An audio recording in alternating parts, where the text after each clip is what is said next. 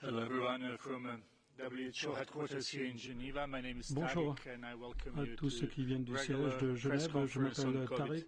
Je vous souhaite la bienvenue à cette conférence de presse ordinaire consacrée à la Covid-19. Nous avons le directeur général, M. Tedros, et nous avons le Dr Mike Ryan et d'autres qui sont dans la salle. Pour les journalistes qui sont sur Zoom, nous vous rappelons qu'il y a une interprétation simultanée à votre disposition.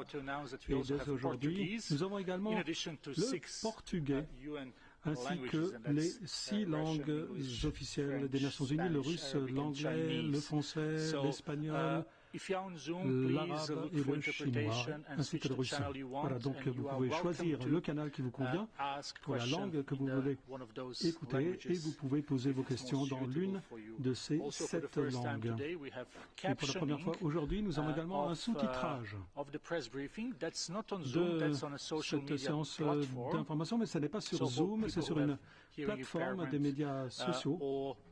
Donc, pour les personnes qui veulent suivre le sous-titrage, eh bien, vous l'avez à votre disposition. Et je voudrais donner la parole au docteur Tedros qui va nous faire une intervention liminaire avant de passer aux questions et réponses. Docteur Tedros. Merci Tariq. Bonjour. Good afternoon and good evening. Et bonsoir. First of all, we're Pour pleased commencer, to have nous interpretation sommes très heureux services d'avoir available in des Portuguese services today. d'interprétation And disponibles I en would like portugais to welcome aujourd'hui. all Portuguese Et je speaking voudrais journalists souhaiter la bienvenue à tous les journalistes to join. lusophones. The next will be Swahili and Hindi. Prochaine ou les prochaines And langues we will seront le continue swahili et le As hindi. WHO to Et invest l'OMS va in continuer multilingualism. à investir Because our dans le beauty is our multilinguisme parce que ce qui fait notre beauté, c'est la Remains committed to diversité providing linguistique. access to as L'OMS much information as s'engage possible à in donner as many accès languages à as la plus grande possible and quantité reach d'informations every possible dans le plus grand corner of nombre de our langues world. possibles I have afin de said since pouvoir the beginning atteindre tous les that the most coins du important monde. resource Et je l'ai dit depuis in le the début. fight against La ressource la plus COVID-19 importante dans la is lutte contre la Covid-19, solidarity. c'est la solidarité. Solidarity, La solidarité, la solidarité, la The solidarité. launch of the Access Le to lancement COVID-19 Tools Accelerator on Friday was a De powerful demonstration l'accélérateur of that des solidarity. outils d'accès à la Covid-19 vendredi est une To the démonstration many puissante world de cette leaders and solidarité. partners who have come L'OMS together remercie ensure infiniment no one les misses out chefs on life-saving d'État vaccines, du monde entier diagnostics, ainsi que les or partenaires qui se sont therapeutics. réunis pour faire en We sorte look que forward to more countries tout le and monde stakeholders aura supporting accès this à global des collaboration, vaccins, this des produits de global diagnostic et movement. de thérapeutiques qui sauvent des This vies. initiative is Nous a invitons tous les vital pays et toutes les parties investment prenantes in à the soutenir response, cette collaboration both mondiale et for cette the short initiative term est un investissement vital and dans le the cadre long term. de la riposte, à la fois sur le court terme Diagnostics are et le long helping us terme. now to Les find produits cases diagnostiques and nous ensure aident people are aujourd'hui à détecter des cas isolated and get et the à right faire en sorte que care. les personnes soient isolées And we're et hopeful that the qu'elles puissent solidarity être trial will traitées comme shortly il se help doit. us to Et understand nous espérons which que therapeutics l'essai are the most solidarité safe va and bientôt nous effective permettre for de comprendre treating quels sont les produits patients. thérapeutiques qui sont les plus sûrs et les But plus efficaces ultimately, pour le traitement des we patients. will need a Mais en fin de vaccine compte, to control il nous faudra this un virus. vaccin pour The success in contrôler developing et lutter effective contre ce drugs virus. and vaccines for Ebola reminds us of Et the ce qui a été fait enormous pour value of these Ebola nous tools rappelle and the enormous power of que nationals and la international solidarité et le collaboration pouvoir de la to collaboration develop them. nationale et internationale sont très WHO puissants played a pour key role in the développer development ces of the produits Ebola thérapeutiques. Et vaccine, and we're l'OMS a doing joué the un same rôle for important COVID-19. dans l'élaboration d'un vaccin contre Ebola et nous sommes en train de Developing a faire la même chose COVID-19 pour vaccine un vaccin has been contre la accelerated Covid-19. because of previous Le work développement WHO d'un and vaccin contre la partners have done Covid-19 over s'est several accéléré years parce on que vaccines for other il y a eu un travail coronavirus, qui a été including fait par SARS l'OMS et par ses and partenaires au MERS. cours de ces dernières années pour trouver des Also, vaccins contre des COVID-19 is coronavirus, taking a heavy y compris toll. le SRAS et le MERS. WHO is deeply Bien qu'un concerned grand nombre about the impact de the décès dus à la pandemic will have Covid-19 ait été on enregistrés, other health l'OMS services, est néanmoins especially for très children. préoccupé également par l'impact Children de la may be at pandémie relatively sur low d'autres risk services de from santé, y severe compris disease pour les and enfants. death Les from enfants COVID-19, ont peut-être un faible but risque can be at high de risk from maladies other ou des diseases décès that de la can be prevented Covid-19. with Cela étant dit, ils vaccines. courent d'autres risques de maladies qui peuvent être évitées grâce à des vaccins.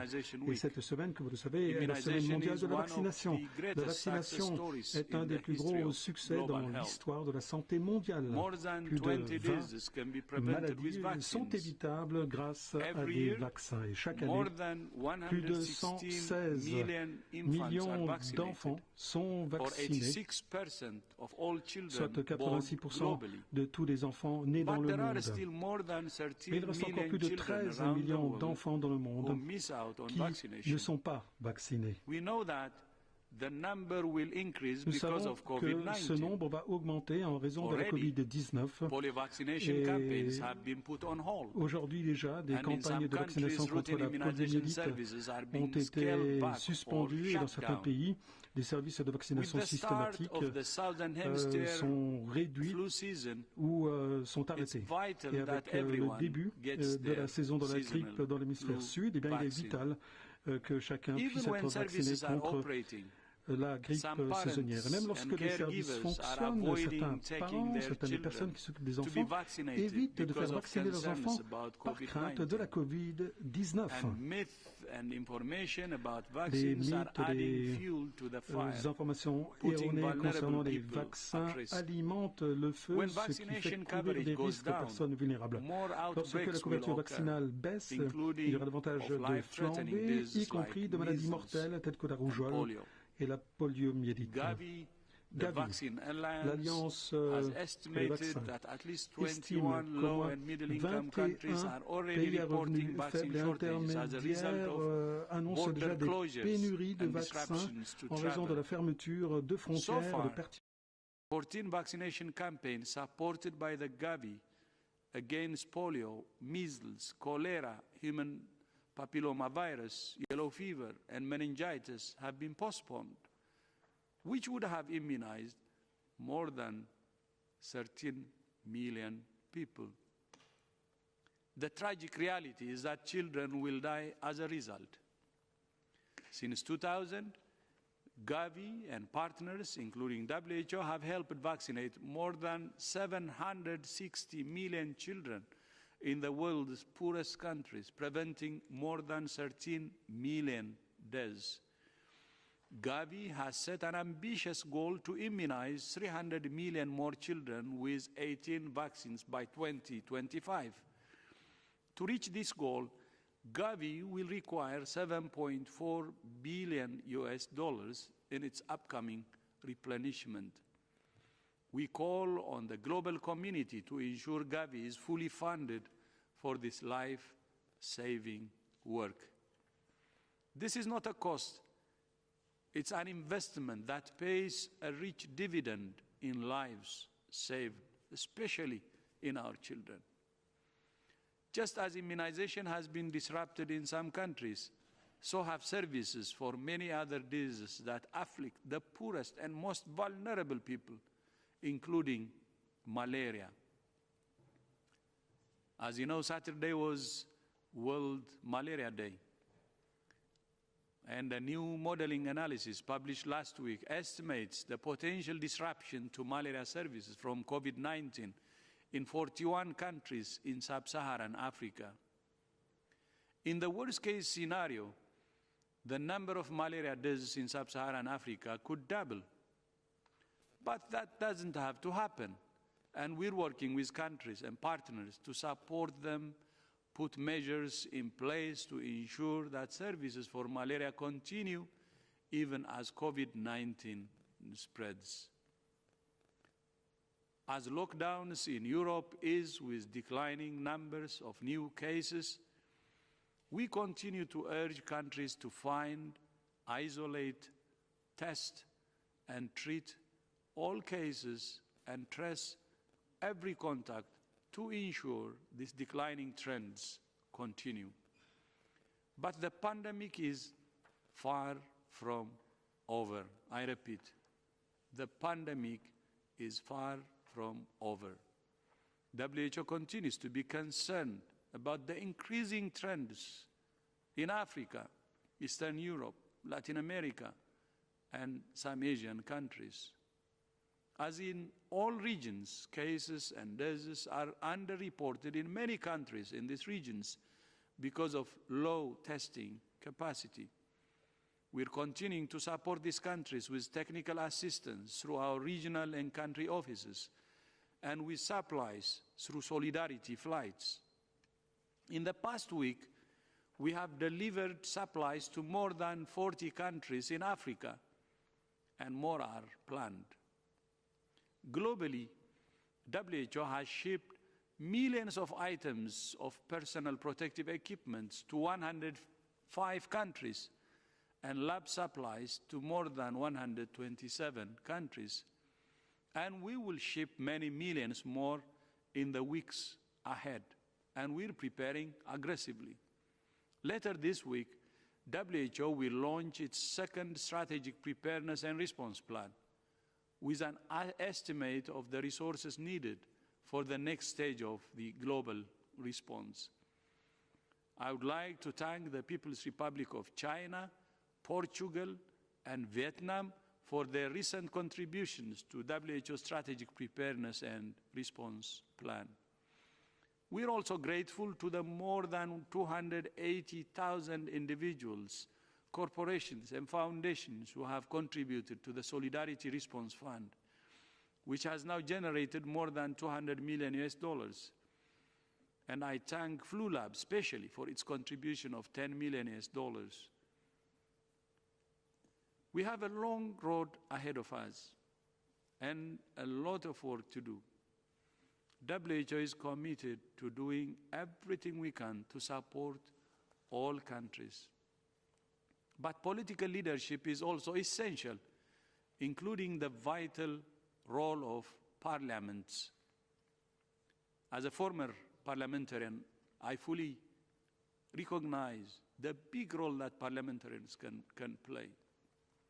Tomorrow, I'll be participating in a webinar for parliamentarians hosted by WHO, the Interparliamentary Union, and the United Nations Office for Disaster Risk Reduction to discuss the role parliaments can play to reduce risks, strengthen emergency preparedness, and increase resilience. I continue to call for the world to come together in solidarity and national unity to confront this pandemic, but also to prevent the next one and to build a healthier, safer, fairer world for everyone, everywhere. But I repeat, national unity is the foundation for global solidarity. Solidarity, solidarity, solidarity. That's what we will say every single day. This virus will not be defeated if we're not united. If we're not united, the virus will exploit the cracks between us and continue to create havoc. Lives will be lost, and even every single life is very precious. We can only defeat this virus through unity at the national level and through solidarity, genuine solidarity at the global level. I thank you. Thank you very much, Dr. Tedros, for these opening remarks. We are joined also by Dr. Soumya Swaminathan, WHO Chief Scientist, who may also answer some of the questions. I will remind journalists online that if you're on Zoom, you have an option of simultaneous interpretation in 6 UN languages and Portuguese. So welcome to ask question in your language. Please be short and one question per journalist, so we try to get as many as possible today. I would like also to thank all the interpreters who are here with us and making sure that our message goes out in different languages. So if we may start, let's start with Jamil Chade, covering Brazilian media, and he is Geneva-based correspondent. Jamil, please.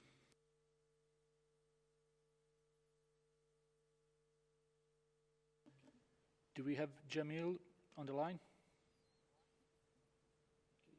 Yes, I'm here. Yes, please go ahead, Jamil. Yes, Dr. Tedros, I'm going to ask in Portuguese, hi, before, but I'm going to ask in Portuguese so we can inaugurate the service. Please go ahead. Portanto, minha pergunta é a seguinte, Dr. Tedros. Como o senhor citou, existe um fenômeno da subnotificação. E, ao mesmo tempo, o afrouxamento das quarentenas estão baseados nesses números. Portanto, será que não existe um perigo de haver um erro real para o afrouxamento dos confinamentos, das restrições, com base justamente em números que não são reais? Além disso, o presidente Bolsonaro disse que não tinha por que seguir as orientações da OMS porque o senhor não é médico. Qual é a resposta que o senhor daria? Muito obrigado.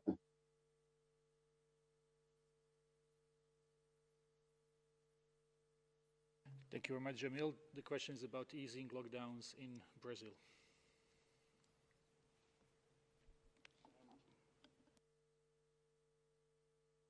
Sorry, excuse me.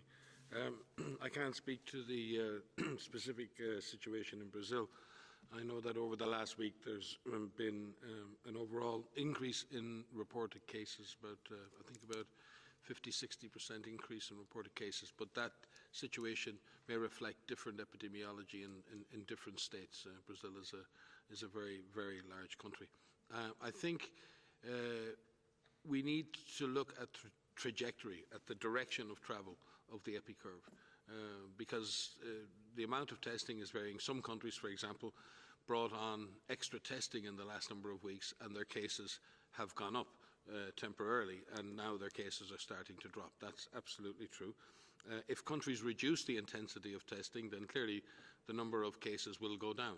So when there's stable amount of testing or an increased amount of testing and the number of confirmed cases go down, I think you can be sure that that trajectory is downwards. And we would like to see that as a sustained downward trajectory of cases.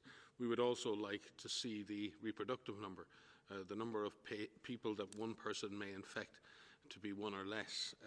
And there are all kinds of other parameters that need to be looked at. Each country has to look at its own context. I think we've said that a number of times. Each country has to balance lives against livelihoods. But at the same time, in doing that, be assured that in making that calculation, that if the calculation is made and then the restrictions are eased too early, you may be back in a situation where lockdowns have to be reimposed. And that again has an increased impact and potentially an even greater impact on livelihoods. So I think they're the real difficult decisions that all governments are faced with right now. And there are no easy answers. And I think we have to recognise that.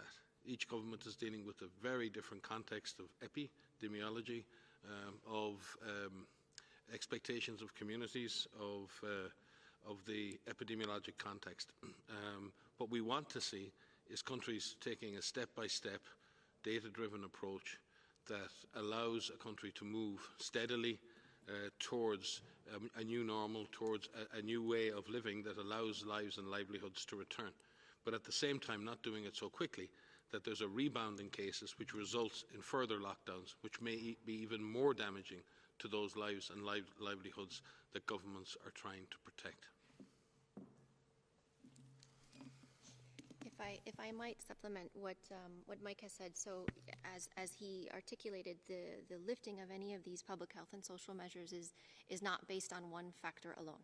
Of course, it cannot only be based on the numbers of cases and deaths reported. And I think it's worth saying that at this point in the pandemic, I think all countries are struggling right now to identify cases, and all countries are struggling to report the deaths associated with COVID-19. And that is to be expected because it is very challenging to identify all of them as you are dealing with a pandemic, as you are dealing with intense transmission in many countries. But in addition to the transmission that may be happening in the country and the numbers of cases and deaths that are identified, there's a number of other factors that must be considered, which include the ability of the country to identify the virus. So whether it's a workforce of contact tracers to help find the virus, whether it's the workforce in your healthcare facilities and your frontline facilities to be able to deal with patients, looking at the numbers of beds available in hospitals for mild patients, for severe patients. What does that look like in terms of your ability to handle an increased burden if case numbers increase again? making sure that if workplaces are opened, if schools are opened, that those places are ready to receive students again, ready to receive people back at work, where you can still manage physical distancing, where you can still manage the ability to keep people physically separated but let them work. And it requires having the entire population engaged and informed to understand that this needs to happen in a slow, measured, and controlled way. And as the DG has said repeatedly, this will take some time, and this is nowhere near over. And we need everyone to be mentally prepared that we have some more to go. And that may require being more patient and having to deal with some of these measures that are difficult to deal with. So it isn't just case numbers and deaths alone. It's a combination of factors that need to be looked at so that a risk-based approach is taken to lift some of these measures. Yeah, thank you. So I would like to say a few words. On countries following WHO's advice, we can only give advice to countries, but one thing should be clear. We don't have any mandate to force countries to implement what we advise them. It's up to the countries to take our advice or reject it. But we give our advice based on the best science and evidence. Maybe one example is, as you remember, on January 30, we declared the highest level of emergency, global emergency on COVID-19. Based on the international health regulation, WHO can declare the highest level of global emergency, and we did that on January 30th. During that time, as you may remember, there were only 82 cases outside China. No cases in Latin America, actually. No cases in Africa. Only 10 cases in Europe. No deaths in the rest of the world. Nothing. So the world should have listened to WHO then carefully, because global emergency, the highest level of emergency, was triggered on January 30 when we only had 82 cases and no deaths in the rest of the world. And every country could have triggered all its public health measures possible. I think that suffices the importance of listening to WHO's advice. And then we advise the whole world to implement a comprehensive public health approach. And we said, find, test, isolate, and do contact tracing, and so on. You can check for yourselves. Countries who followed that are in a better position than others. This is fact. So again, I will come back. I can give you many examples, but I don't want to take much of this time because there are many people who want to ask additional questions. But one thing I would like to repeat is, I assure you that WHO gives the best advice we can based on science and evidence. It's up to the countries to reject or accept. But from our experience so far, what we have seen is some countries accept, some may not. At the end of the day, each country takes its own responsibility.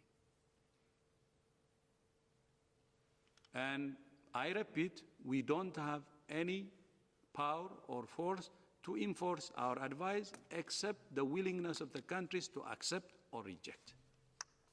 So I hope that's very clear for any country. For any country. one thing I would like to assure you is we will continue to give advice based on science and evidence. And then it will be up to the countries whether to take it or not.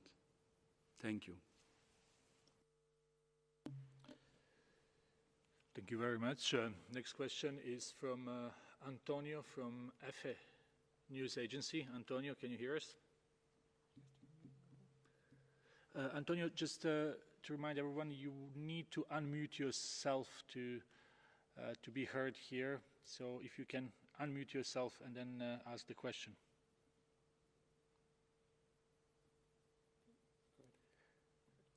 Gracias, Tariq. Mi pregunta es sobre la iniciativa ACT Accelerator que la semana pasada lanzó la OMS, en la que participaron numerosos líderes mundiales, aunque fue destacada la ausencia de líderes de gobiernos como Estados Unidos o China, que son precisamente dos de los países donde parece más avanzada la investigación de vacunas y tratamientos contra la COVID-19. Entonces, mi pregunta es si la OMS teme que estos dos países en el futuro no compartan los avances que pueda haber en este sentido y que China y Estados Unidos se distancien un poco de la OMS. Muchas gracias. Thank you very much, Antonio. The question is about a vaccine initiative and absence of some countries. Yes, no, thank you. The absence of some countries, we haven't invited all countries. We have invited countries who have some regional leadership. For instance, we have invited Saudi Arabia because it's the G20 presidency. And we have invited Germany because it's going to take over in June the leadership of the EU Council. And we have invited Malaysia because it's the chair of ASEAN.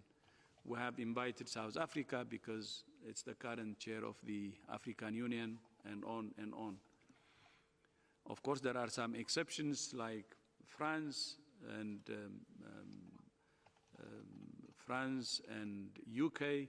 It's because they were in the initial negotiation, and these were the countries who have started the discussion at its infancy, and also the leadership they have given until the launching of the initiative. But if you take the countries I have just mentioned, they were invited based on their role in their respective regions, because we cannot bring all countries. So China didn't participate, or others, because of the same reason. Thank you.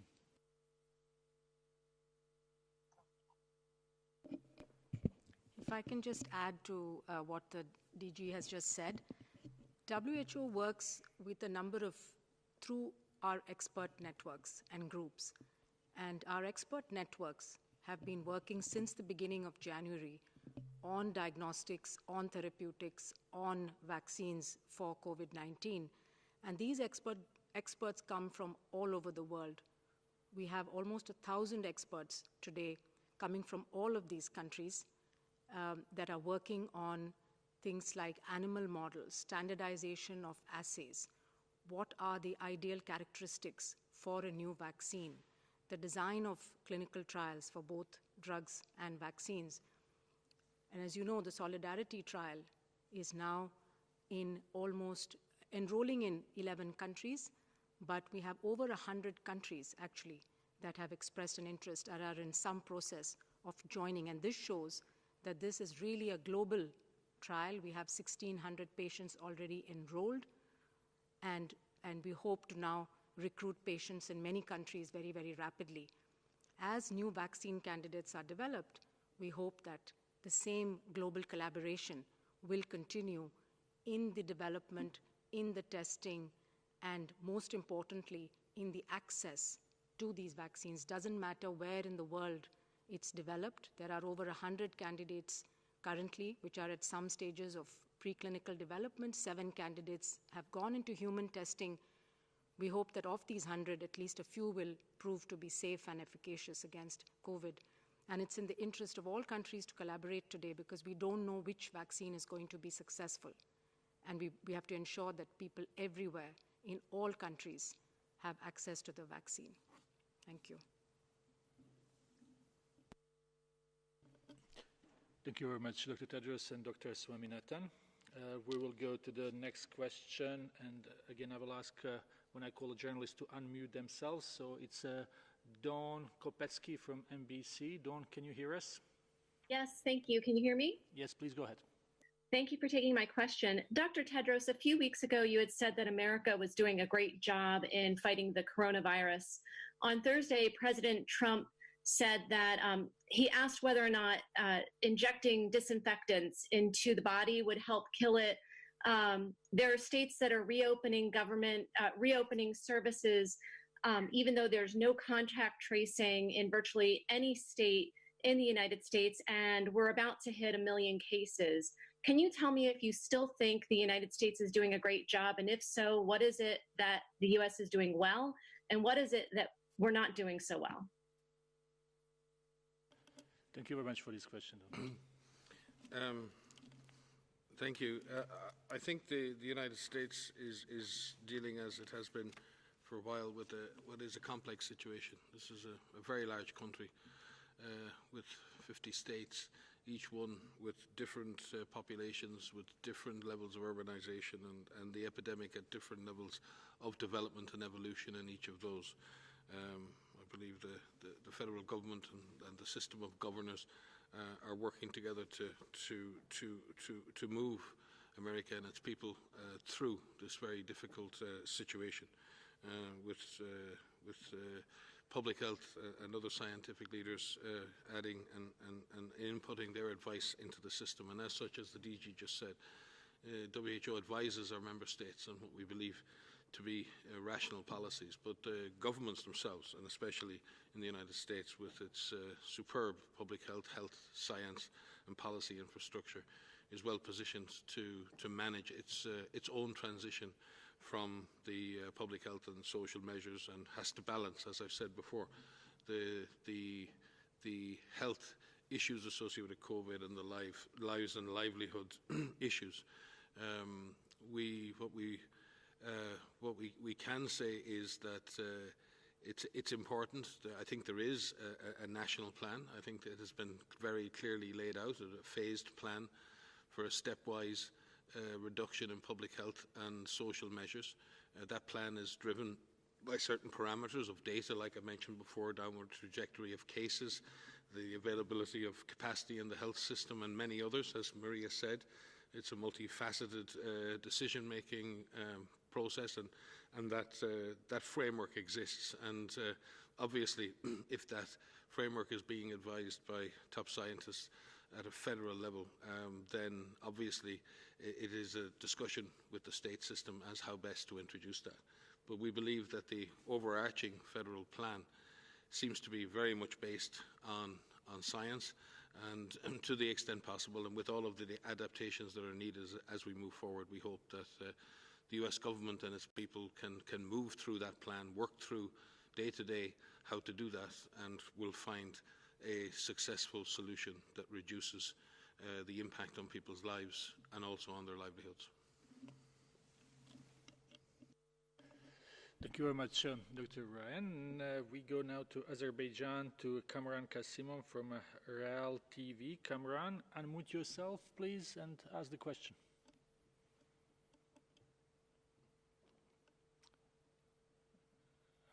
Do we have... Can you hear me? Yes, please. Can you hear me? Yes, please go Okay. ahead.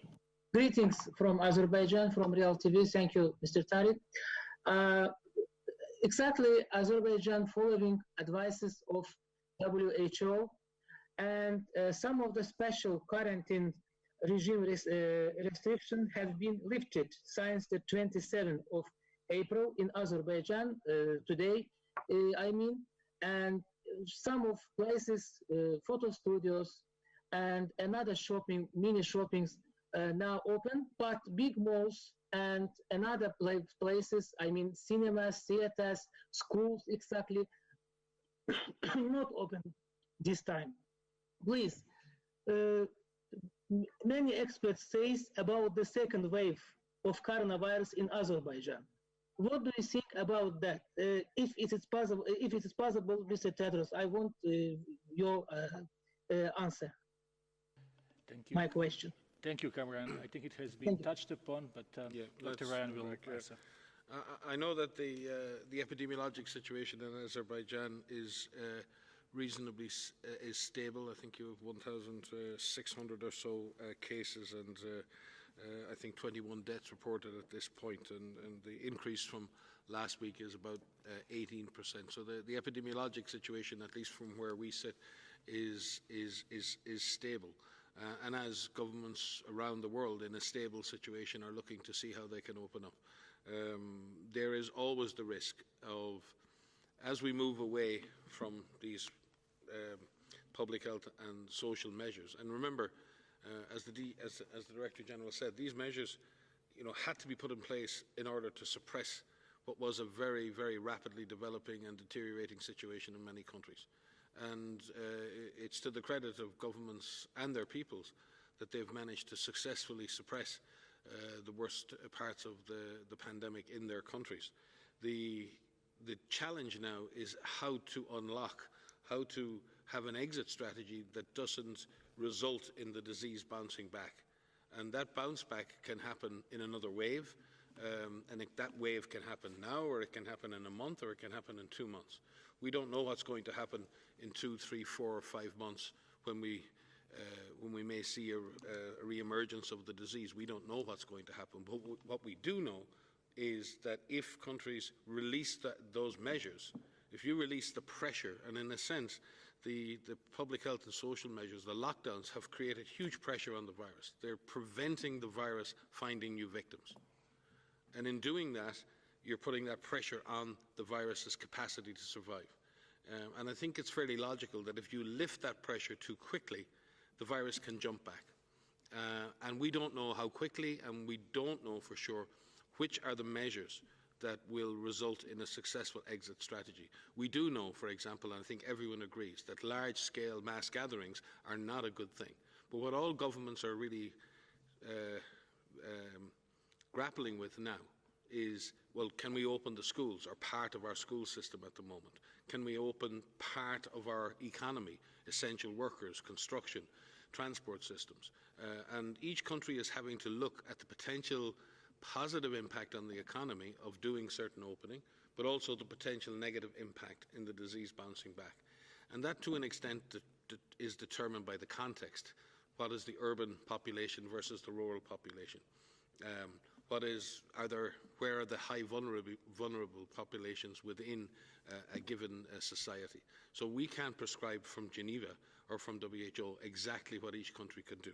What we need to see countries doing is taking a measured, stepwise approach based on the data and replacing the public health and social measures. And I would like to emphasize this.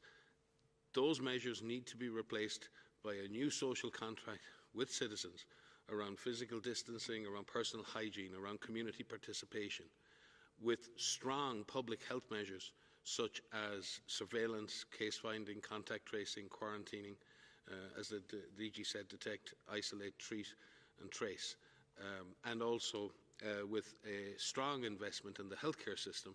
So if the disease does come back, the healthcare system will not come under the same pressure it may have come under before.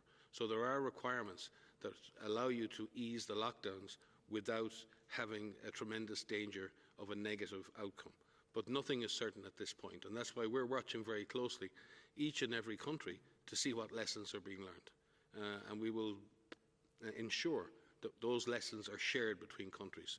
Just a few days ago, the DG, with all of our member states, we had 6 of our member states presenting on the lessons they've learned. Very different contexts, very different countries, doing sometimes very different things, listening to each other to see, well, this is what we've done, here are the outcomes. This is what we've done, here are the outcomes. And it's that exchange of knowledge, it's that exchange of learning that I think is going to help us get through this successfully. Yeah, thank you, Mike. Just would like to add a few words to that. Second wave, as Mike said, is in our hands. If we implement the right intervention, we can prevent it from happening, and focused on public health interventions, of course, and the details that he had said. But when we do this, not just the national interventions, having the regional and also coherence in the global interventions and global solidarity is very important. And if we take Azerbaijan, I remember the recent regional gathering that Azerbaijan hosted, and I had the opportunity to join. And when the countries in the region were, decided to work together to fight this virus, that's very important. And not only that, Azerbaijan also contributed $5 million US to the global response. So I see strong commitment starting from the president, the national response, and the president also working with neighboring countries to have the regional response, united regional response, and then contributing to the global response, even financially and through other means. So I would like to use this opportunity actually to express my respect and appreciation to the leadership of His Excellency, the President, considering all the 3 levels that he's trying to be involved in and support. Today also we got another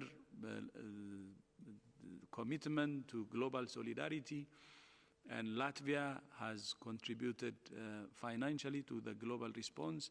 And I would like to use this opportunity again to appreciate the commitment from Latvia.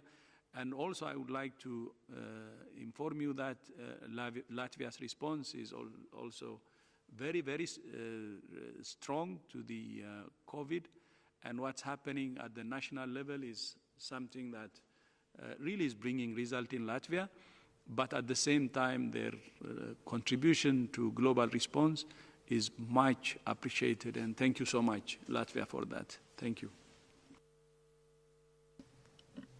One additional point I wanted to add to what Mike and DGs have said is about this question around the second wave, and as the Director General has just said, it's in our hands. But we are learning about this virus every day. And while one of the important things that we are starting to learn now is the extent of infection in countries. And some of this comes from the surveillance, which is detected through the PCR testing. But there's an additional tool that we have, which is gathering information about the extent of infection through seroepidemiology, which is measuring the extent of infection in people who may have been missed through surveillance. And we detect the antibody levels in those individuals. And while I don't have specific details about Azerbaijan, we are learning from a number of countries that early results suggest that a large proportion of the population remains susceptible. And that's an important feature because that means that there still are people that this virus can infect. And so in addition to how we intensify the measures to increase, the so-called lockdown measures, as well as lifting those in a controlled and studied way, it's really important that we remain vigilant. That we remain vigilant to identify cases very, very quickly through all of the systems that we have been describing. And that early action, again, even if countries have been successful in suppressing transmission, it's important that they remain vigilant to be able to detect those quickly and stamp it out right away. So these seroepidemiology studies have been very important, even though they're early, even though there are some limitations with these studies that have come out so far. It's important that we understand at this point in time, 4 months into a global pandemic, a large proportion of the population still remains susceptible. Thank you very much. So this was answered to Kamran Kasimov from Azerbaijan, and now we will go to South Africa. It's Dennis from Network 24 TV. Dennis, can you hear us? You would need to unmute yourself. Please, Dennis, go ahead. My question is for the Director General of the WHO. Director, I would like to know what is the stance from the WHO on South Africa and how South Africa is handling this pandemic? Thank you. Thank you, I can begin, I'm sure. the DG will want to supplement. Actually, as it happens, we were discussing this earlier today. I think there are a number of things. I think one is South Africa has, I think, used its initial lockdown very well and put in place a 4-point plan for preparedness and response. I think the deployment of 39 mobile laboratories all over South Africa has been a huge innovation. I think the training of up to 30,000 community health workers for doing contact tracing, testing and other things. I also believe that South Africa is tracking closely the HIV positive population and actively looking to see if there's any differential impact on that population, which I think is very prudent and shows a very caring approach for a vulnerable population. Obviously, like in any country, South Africa is a large country, extremely diverse, and the disease has not yet reached the whole population, and there are large numbers of vulnerable people in South Africa. So South Africa, like every country, is not out of the woods, but South Africa was the first country in Africa to develop its own capacity to do laboratory testing, and also has given that gift to the rest of Africa through the training it has run with the Senegalese Institut Pasteur Lab and others. So South Africa is a net contributor to capacity building in Africa. And also because South Africa is entering, or will enter into the influenza season fairly soon with countries like Argentina, like Chile, like Australia, it's really important that we support countries in the southern hemisphere who do experience yearly influenza cycles to ensure that they have the capacity to both manage and monitor both influenza and COVID-19 at the same time. Because I believe the lessons that are learned in the experience those countries will have with potentially both diseases circulating at the same time will not only benefit their countries, but will greatly benefit countries in the northern hemisphere who may face the same situation in 6 months' time. So we have a huge benefit to gain from investing in the capacities, the scientific, epidemiologic and other capacities in South Africa, which have been demonstrated already to be very strong. But I'm sure, as I said, that every country faces its own challenges, and I'm sure the lockdowns have not been easy for communities, particularly those in poor and vulnerable settings. But I hope I can say this without fear of contradiction. I think South Africa has really shown the way in Africa, and it's showing the way globally for how a country that has facing its own economic and other difficulties has clearly demonstrated a very strong public health-led response to this pandemic. But still, nobody is out of the woods yet. Thank you. I have been following up developments in South Africa, and one thing that we need to underline is its community, based approach, and the deployment of community health workers. That's one. And the other is, on the risk-adjusted strategy on COVID-19. I got the information that there are now like 69,600 emails received from citizens, their comments, their inputs. I think this type of listening to communities, listening to their concerns, listening to their inputs can really help. To defeat COVID-19, the solution is making it everybody's business. And that's why, as WHO, we have always been saying, please break the barrier across party lines, come together, whether you're in the left, right, or in the middle. This is about saving the lives of your people. So just unite as one. No party lines should really divide you. And listen to your communities. Listen to the citizens. Get their inputs on how to fight this outbreak or this pandemic. That's the solution. And truly, this kind of consultation with the community that South Africa is doing is very, very important. So please continue doing that, listening to your people, getting inputs from them, understanding their concerns, and all political leaders joining hands working together to defeat this virus. So it's not an easy thing. I'm not saying it will be easy for South Africa, but the community-based approach, listening to the community and getting input from the community, will really help. Whether it's getting emails like the 69,000 emails or other ways of inputting, getting their advice from the communities is very important. Our communities know the problems, know the root causes of the problems. They also know the solutions. Let's listen to our citizens. Let's listen to our people. Let's make this fight truly community-based. Thank you very much. Next question is from Ankit Kumar from India Today. Ankit, can you hear us? Yes, I can hear you. Good evening. My name is Ankit Kumar. I represent India Today. My question is, in India, scientists from 2 institutions have claimed that high fatality rate in some of the cities could be possibly linked due to a L-type strain of the virus. Is there any evidence to show that the fatality rate is higher in this particular L-type strain? If you could please talk about it. Thank you. Thank you for that question. So there are a number, we're working with a global network of virologists and laboratorians across the world that are looking specifically at the sequences of the viruses that are circulating around the world. And there are more than 10,000 full genome sequences available. I don't even have the last count, but at least 10,000 full genome sequences that are available. And we're looking at the changes in the virus to see if any of those changes mean that the virus has mutated and that it changes in terms of its transmissibility or its ability to infect people or its ability to cause severe disease.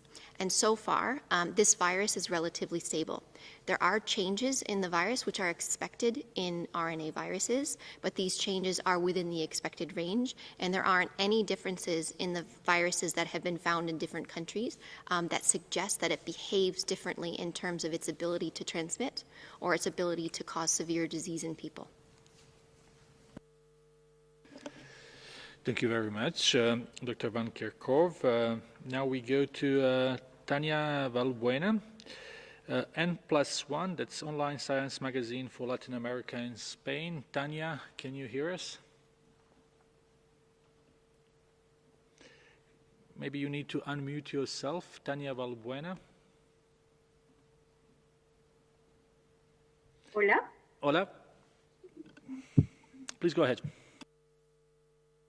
Perfecto. Bueno, mi pregunta va especialmente con la notificación que hicieron el viernes de los pasaportes de inmunidad que algunos países están realizando. ¿Qué evidencias científicas aún se necesitan para corroborar si esta información es pertinente en este momento de la epidemia y qué otras acciones deben hacer estos países para reactivar sus actividades? Thank you very much, Tanya. The question is about immunity passports. So I'll start, and perhaps Mike or DG would like to supplement. So yes, there are some countries that are considering the use of a passport or a certificate, which would indicate that somebody has been infected with COVID-19 and has developed some immunity. And so what we're doing is we're working with labs to understand how these serologic assays are being used in individuals and what an antibody response, which is what those tests measures, means in terms of immunity and in terms of protection. And so there are a number of studies that are underway to look at the tests themselves to see if they actually do what they say they do. And what we're finding is that individuals who develop an antibody response is developed about a week or 2 after infection. And we're trying to better understand what that antibody response means. Right now, there are no studies that evaluate the antibody response as it relates to immunity. So we can't say that an antibody response means that someone is immune. Having said that, there are a number of studies underway, and we expect this is a very active area of research. We expect people that are infected with COVID-19 to develop a response that has some level of protection. What we don't know right now is how strong that protection is, and if that's seen in everybody that is infected, and for how long that lasts. And so right now, at the present time, 4 months into this pandemic, we're not able to say that an antibody response means someone is immune. Saying that there's no evidence in this area doesn't mean that there's no immunity. It just means that these studies haven't been done yet. And so we're working with scientists all over the world, with our partners, to really understand what this means for people who have mild disease, for people who have severe disease, and what the antibody response means in terms of protection. Yes, and if I could just add to that, I mean, the serologic tests, or the blood test that test whether you've had the infection, to a greater or lesser extent of accuracy, can say you've had this infection. It's a very different question to say, are you protected from another infection? So one tells you, yes, you've had the infection. The scientific question is, to what extent does having had that infection offer you protection against another infection? And that is the question that still needs to be addressed. Empirically, we assume some level of protection from having had an infection. If you are a healthy individual that fully clears the virus from your system, you recover, you develop antibodies. In most cases, you would expect those antibodies to provide you with protection for a period of time. The question is, it is unknown what that period of time is, and it is unknown what the extent of protection is, and that needs to be studied. There are also, and just to be clear, countries are considering different kinds of documentation. One piece of documentation is a documentation for someone who's leaving hospital as they go back into their communities, that allows that person to say, I've been in hospital and I've completed the treatment course and I've now tested negative. Those kinds of documentations can be very helpful for reintegrating people back into their communities, because sometimes there can be distrust. We've seen this with other diseases. So when a hospital issues a discharge letter or a note to a person to say, you've completed the treatment, you are no longer sick, and we've tested you negative for the virus, that can be a helpful document for anyone going home and reintegrating with their family and friends. I think that's different to the concept of an immunity passport or a document that says you've been previously infected. And I think there needs to be, a very detailed debate on all of this documentation, what it's for, and what is the purpose of the documentation, and then what is it going to be used for going forward. And I believe that debate is ongoing. It's a healthy debate. It needs to be had. But again, it must be driven by science. If this gets distorted, then it could be very misleading. So we need to have a scientifically informed debate on what the use of such documentation and such testing will be.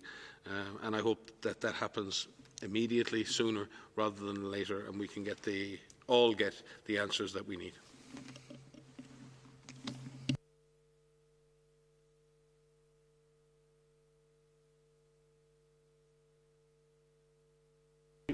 Thank you very much, Dr. Ryan. I think we have an issue with the links, but I will ask one final question that I received from email, and that's from Monique El-Faizi from France 24. And then the question is about the importance of global solidarity in developing vaccine and the possible impact of the U.S. Acting alone. I think we already touched upon the question, but maybe Dr. Swaminathan wants to add about the importance of global solidarity in developing vaccine. If the question has been answered and we have technical issues, then we will conclude this press briefing here. We will have an audio file available. We apologize to all journalists who have not been able to ask the question, but we will see you again on Wednesday. Thanks to all interpreters who were with us today from 6 US languages plus Portuguese. Have a nice evening. Okay, thank you. Thank you, Tariq, and see you on Wednesday. Thank you. Thank you for joining us.